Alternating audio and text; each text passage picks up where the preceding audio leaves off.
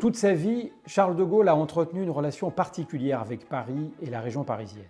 S'il s'est défini comme un petit Lillois de Paris, pour rendre hommage à son ascendance nordiste, Paris a occupé une place de premier ordre dans son histoire familiale et personnelle, dans son œuvre, dans sa carrière et dans son action politique.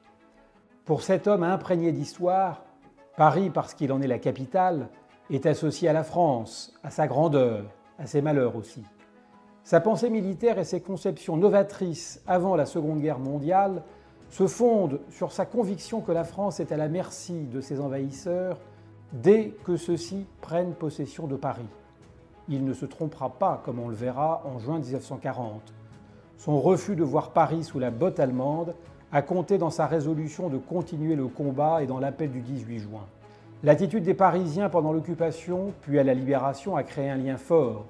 Paris est un enjeu capital pour installer son autorité et celle du gouvernement provisoire en août 1944.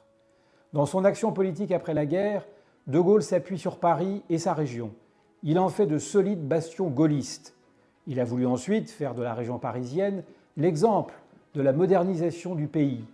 Le Grand Paris lui doit beaucoup, depuis la réorganisation administrative et les opérations d'aménagement des années 60, les villes nouvelles, le déménagement des Halles à Rungis, le RER, le développement du quartier d'affaires de la Défense, constituent autant de décisions majeures qui structurent aujourd'hui la vie de la région.